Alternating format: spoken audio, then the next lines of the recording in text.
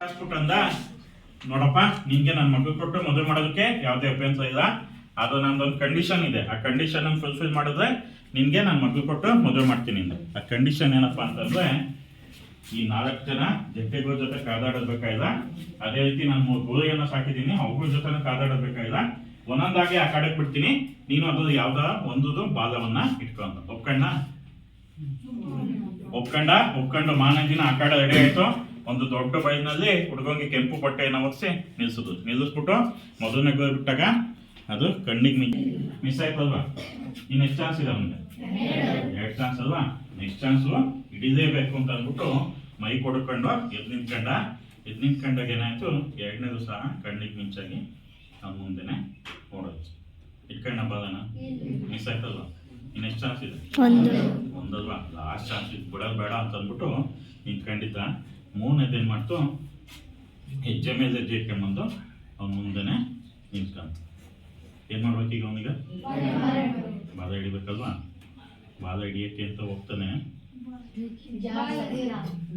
ಅದಕ್ಕೆ ಬಾಲನೇ ಇರೋದು. ಚೆನ್ನಾಗಿತ್ತ ಕತೆ? ಏನ್ ಗೊತ್ತಾಯ್ತು ಈ ಕಥೆಯಿಂದ? ಏನ್ ಗೊತ್ತಾಯ್ತು? Very good. ಅವಕಾಶ ಸಿಕ್ತಾಗ ಉಪಯೋಗಿಸ್ಬೇಕಲ್ವಾ? ಪ್ರತಿಯೊಬ್ಬರ ಜೀವನದಲ್ಲೂ ಸಮಯ ಮತ್ತೆ ಅವಕಾಶ ಅನ್ನೋದು ಸಿಕ್ಕಿರುತ್ತೆ ಅಲ್ವಾ? ನಮಗೆ ಸಿಕ್ಕಿರ್ತಕ್ಕಂಥ ಸಮಯ ಮತ್ತೆ ಅವಕಾಶವನ್ನ ಉಪಯೋಗಿಸ್ಕೋಬೇಕು ಅನ್ನೋದು ಈ ಕತೆ ಉದ್ದೇಶ ಅಲ್ವಾ? ಎಕ್ಸಾಮ್ಸ್ ಯಾವಾಗ ನಿಮ್ಗೆ?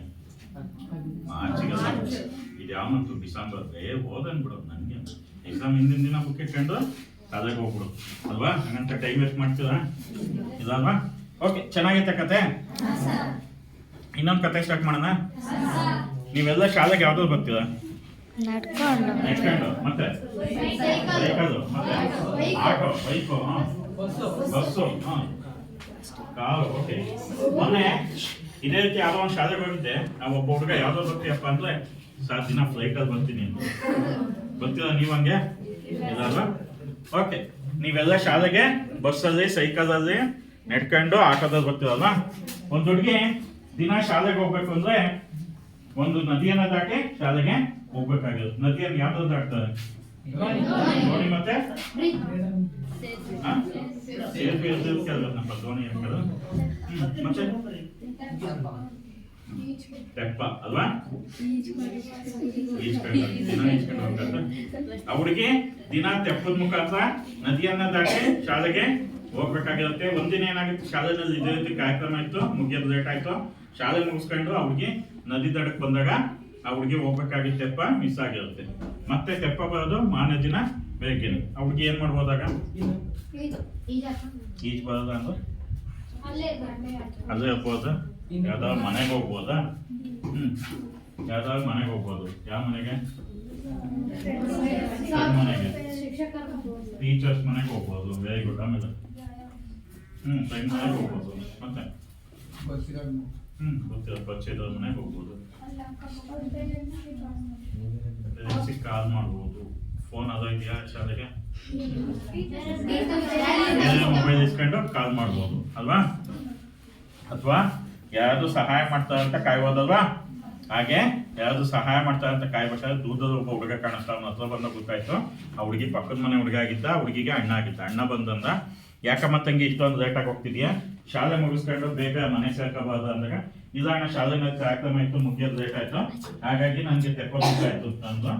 ಅದಕ್ಕೆ ಆಯ್ತು ಅಮ್ಮ, ಇದೇನೋ ಅಭ್ಯಂತರ ಇಲ್ಲ ಅಂದ್ರೆ ನೀನ್ ನನ್ನ ಎಕ್ಸಾಮ್ ಅಲ್ಲಿ ಕೂತ್ಕೋ, ನಾನು ನದಿಯನ್ನ ದಾಟಿಸ್ತೀನಿ ಅಂತ ಒಪ್ಕೊಂಡ್ರ? ಒಪ್ಕೊಂಡು ತಂಗಿ ಅಣ್ಣನ ಎಕ್ಸಾಮ್ ಮೇಲೆ ಕೂತ್ಕೊಂಡು, ಅಣ್ಣ ತಂಗಿನ ಎಕ್ಸಾಮ್ ಮೇಲೆ ಕೂತ್ಕೊಂಡು ನದಿ ದಾಟಿಸಿ ಮನೆಯನ್ನ ತಲುಪಿಸ್ತಾರೆ. ಇನ್ನೊಂದು ಸ್ವಲ್ಪ ದಿನ ಹೋದ್ಮೇಲೆ ಇನ್ನೊಂದು ದಿನ ಸಹ ಹುಡುಗಿಗೆ ತೆಪ್ಪ ಮಿಸ್ ಆಗುತ್ತೆ. ಹಾಗೇನ್ ಮಾಡ್ಬೋದು? ಹುಡುಗಿ ಆ ಅಣ್ಣ ಬರ್ತಾನ ಅಂತ ಕಾಯ್ಬೋದು, ಅಥವಾ ಬೇರೆ ಯಾರಾದ್ರೂ ಸಹಾಯ ಮಾಡ್ತಾರ ಅಂತ ಕಾಯ್ಬೋದಲ್ವಾ? ಹಾಗೆ ಕಾಯ್ತಿರ್ಬೇಕಾದ್ರೆ ಒಬ್ಬ ಹುಡುಗ ಬಂದ, ಅವನು ಸಹ ದೂರ ಸಂಬಂಧಿಕ ಆಗಿದ್ದ, ಹುಡುಗಿಗೆ ಅಣ್ಣ ಆಗಿದ್ದ. ಅಣ್ಣ ಬಂದಂದ, ಆಯ್ತಮ್ಮ ತಂಗಿ ನೀನ್ ನನ್ನ ಕೈಯನ್ನ ಬಿಗ್ಗೆಗೆ ಇಟ್ಕೊ, ನಾನು ನಿನ್ ಕೈಯನ್ನ ಬಿಗ್ಗೆಗೆ ಇಟ್ಕೊಂತೀನಿ, ನದಿಯನ್ನ ದಾಟಿಸ್ತೀನಿ ಅಂದ. ಆಯ್ತು ತಪ್ಕೊಂಡು ತಂಗಿ ಅಣ್ಣನ ಕೈಯನ್ನ ಬಿಗ್ಗೆ ಇಟ್ಕೊಂಡು, ಅಣ್ಣನ ಸಹ ತಂಗಿ ಕೈಯನ್ನ ಬಿಗ್ಗೆ ಇಟ್ಕೊಂಡು ನದಿಯನ್ನ ದಾಟಿಸಿ ಮನೆಯನ್ನ ತಲುಪಿಸ್ತಾರೆ. ಇನ್ನೂ ಸ್ವಲ್ಪ